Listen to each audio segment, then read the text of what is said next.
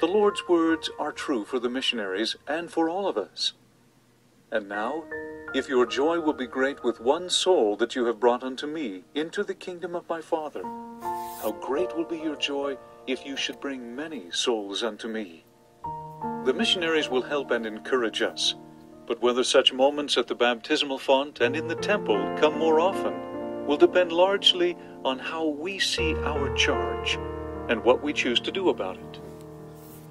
The Lord would not use the word warn if there was no danger. Yet not many people we know sense it. They have learned to ignore the increasing evidence that society is unraveling, and that their lives and family lack the peace they once thought was possible. That willingness to ignore the signs of danger can make it easy for you to think, why should I speak to anyone about the gospel who seems content? What danger is there to them or to me if I do or say nothing? Well, the danger may be hard to see, but it is real, both for them and for us. For instance, at some moment in the world to come, everyone you met in this life will know what you know now. They will know that the only way to live forever in association with our families and in the presence of our Heavenly Father and His Son, Jesus Christ, is to choose to enter into the gate by baptism at the hands of those with authority from God.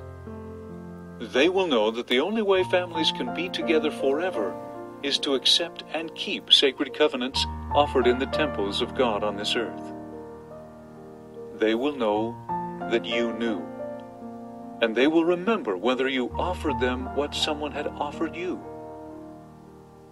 It's easy to say, the time isn't right, but there is a danger in procrastination. Years ago I worked for a man in California. He hired me, he was kind to me, he seemed to regard me highly. I may have been the only Latter-day Saint he ever knew well. I don't know all the reasons I found to wait for a better moment to talk with him about the gospel. I just remember my feelings of sorrow when I learned, after he had retired and I lived far away, that he and his wife had been killed in a late-night drive to their home in Carmel, California. He loved his wife. He loved his children. He had loved his parents.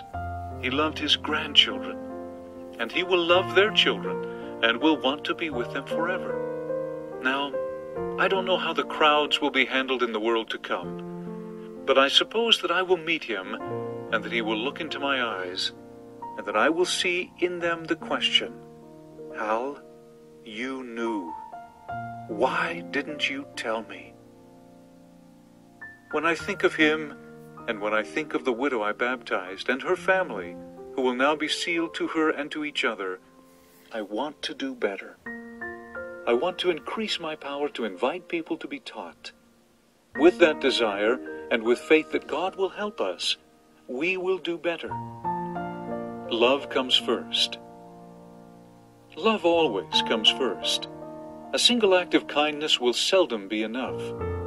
The Lord described the love we must feel, and that those we invite must recognize in us with words like these: Charity suffereth long, and it beareth all things, believeth all things, hopeth all things, endureth all things.